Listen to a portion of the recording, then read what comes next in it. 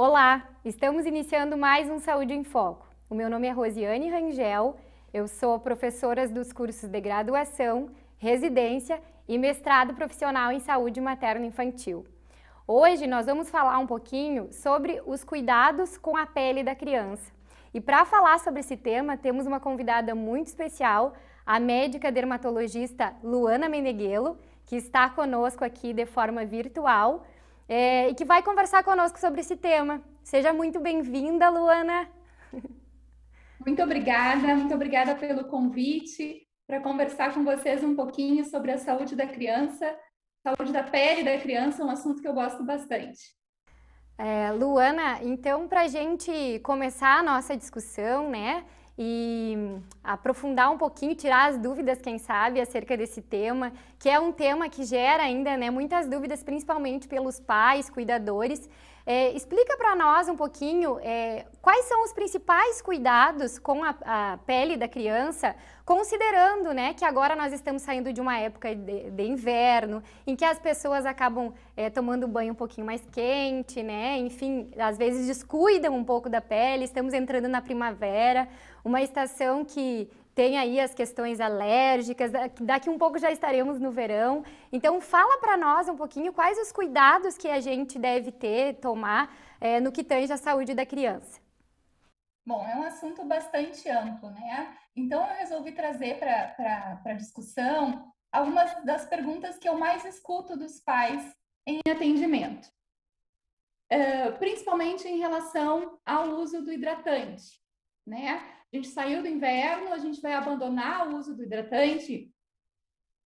Não, a gente não vai abandonar o uso do hidratante. Então, assim, toda criança deve usar o hidratante desde que possível, sim. Se a criança não tem nenhum problema de pele, se a criança não tem nenhuma dermatose, não está exposta a agentes que causem intemperismo, como excesso de temperatura, excesso de água, ou então excesso de exposição solar, ela pode usar um hidratante mais simples, né? E se aquela criança tem alguma dermatose, se ela tem uma dermatite atópica, se ela tem uma barreira cutânea comprometida, bom, então a gente vai lançar mão de alguns hidratantes com ativos de tratamento, ativos mesmo, não só emolientes, não só umectantes para o tratamento da pele dessa criança. Mas é importante manter uma rotina de hidratação da pele que contemple, que entre bem no dia a dia dos pais, né? Desde que a criança tenha, a família tenha uma boa adesão ao uso do hidratante cutâneo, é importante manter esse cuidado. E teria, assim, Luana, se podemos dizer, né, um melhor hidratante, alguma composição mais indicada? O que tu poderia nos trazer dessa questão? Eu costumo dizer que o melhor hidratante é o hidratante que a criança vai usar, né? Então, é o hidratante que vai entrar na rotina daquela família. Mas a gente tem que ter, sim, alguns cuidados, né?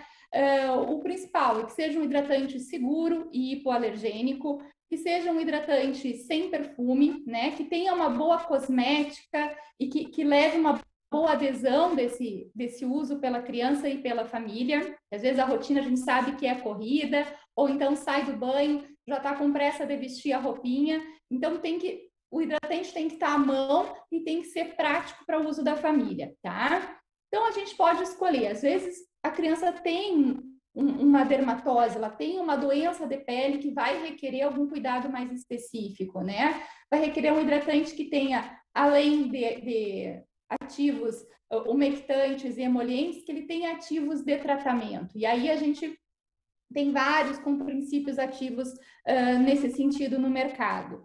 E também a gente tem que cuidar, por exemplo, um hidratante que contenha ureia. Um hidratante que contenha ureia numa concentração mais alta, numa criança que está com a barreira cutânea comprometida, ela vai reclamar de ardência, vai reclamar de dor e às vezes até mesmo vai piorar a coceira.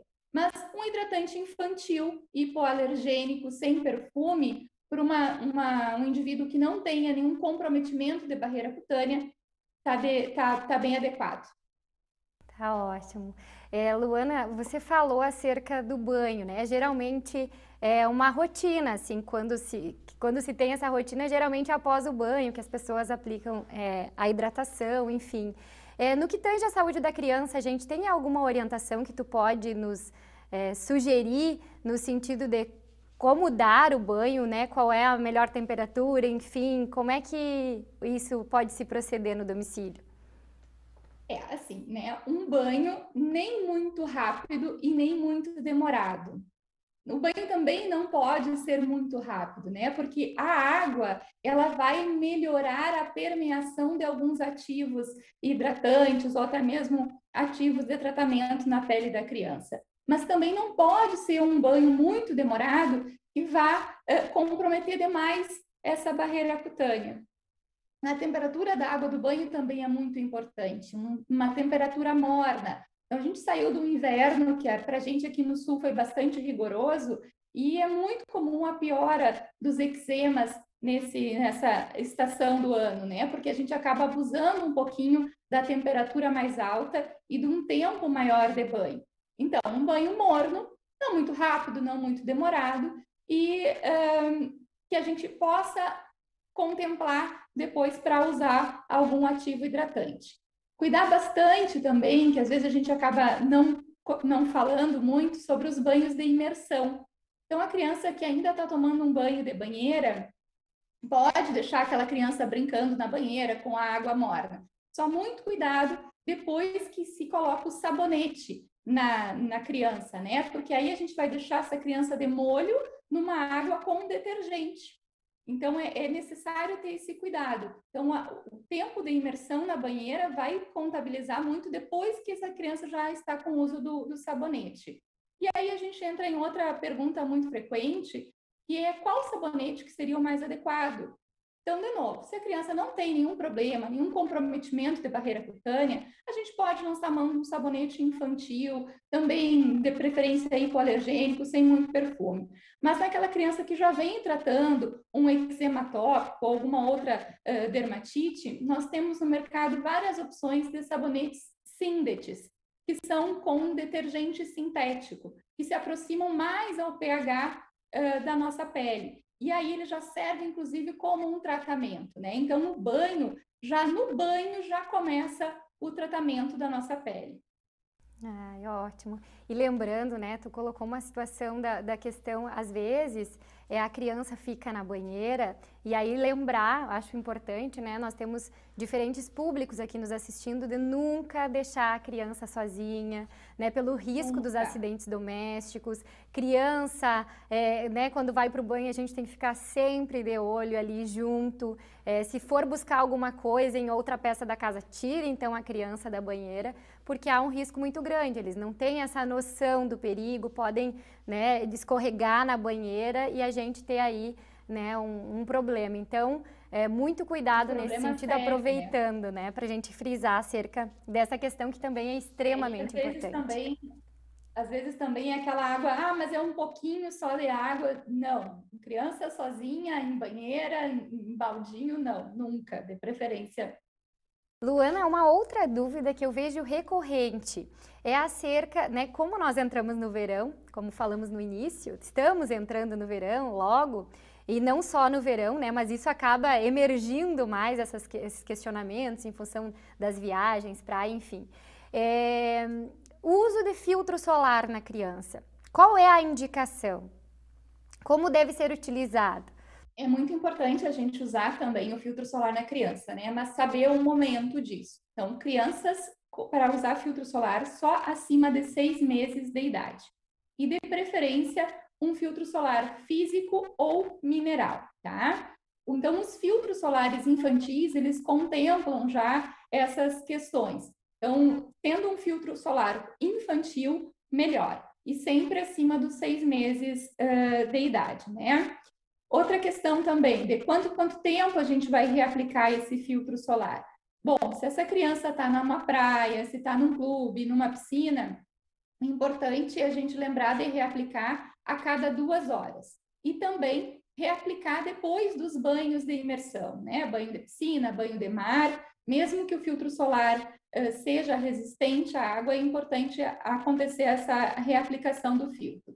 Outro fator muito importante, a quantidade do filtro solar a ser aplicada. Então, aquele filtro solar ele não pode durar o verão todo. Então, a gente tem uma quantidade que deve ser aplicada, aqueles testes que são feitos, que diz lá o FPS, né? Fator de proteção solar. Eles são feitos baseados numa quantidade de filtro solar que segue a regrinha da colher de chá. E aí a gente tem algumas tabelinhas que, conforme a idade da criança, a gente chega até 4 ou 5 colheres de chá para aplicar de filtro solar. Sempre um filtro solar com FPS acima de 30, de preferência que contenha resistente ou muito resistente à água, e em loção ou creme, para que a gente possa aplicar, né, de espalhar de uma maneira mais uniforme. Mas também a gente não vai deixar tudo por conta do filtro solar. Então, a gente tem que lembrar que das 10 às 16 horas é importante evitar o contato diretamente com o sol. E a gente também tem outros fatores de proteção que nos auxiliam. Então, lembrar do chapéu, do boné, do óculos.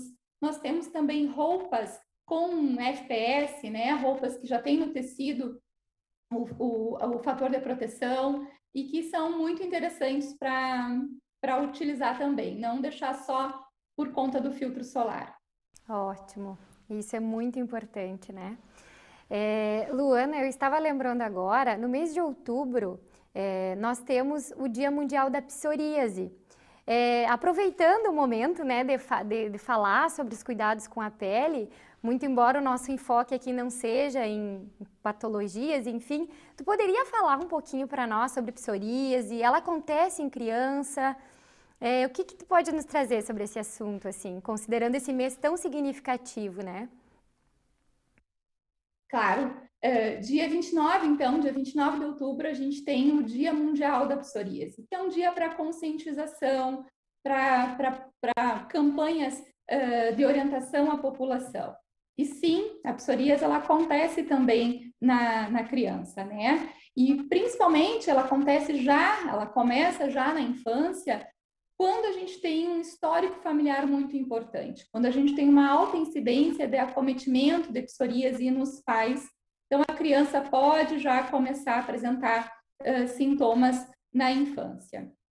A psoríase corresponde até 4% das doenças de pele em pacientes abaixo de 16 anos. Então, a gente tem que abrir o olho, sim, para fazer esse diagnóstico, né? E, às vezes, na criança, ela nos confunde um pouco. Ela começa com umas lesões avermelhadas que podem acontecer na face, podem acontecer até mesmo na região do períneo, na região umbilical, no couro cabeludo, e um aspecto característico, assim a gente pode chamar, que acontece na criança, é um acometimento ao redor das unhas também, tá? Então, sempre que a gente tem uma lesão de pele de difícil tratamento, é importante consultar com o médico pediatra, com o médico dermatologista, porque também a gente pode ter o início de uma psoríase logo na primeira infância. Olha só, a importância do diagnóstico correto, né? De buscar os profissionais, não tentar tratar com a indicação de uma pessoa, eu já tive algo semelhante, é isso. Então, sempre procurar esses profissionais qualificados, né, e que podem então fazer o diagnóstico correto, porque pode ser uma patologia, como pode ser algo que está se manifestando a partir de um produto que tu está utilizando e que, se não tiver o tratamento adequado, pode se agravar. Então, é muito importante, eu acho, a gente reforçar essas questões, né? Mas, Luana, em função do tempo, a gente, né, vai finalizando aqui. Eu quero te agradecer, dizer muito obrigada por estar aqui conosco, compartilhar um pouco do teu conhecimento e até a próxima, né? A gente agradece as pessoas que também estão nos assistindo. O Saúde em Foco vai ficando por aqui. Até o nosso próximo encontro.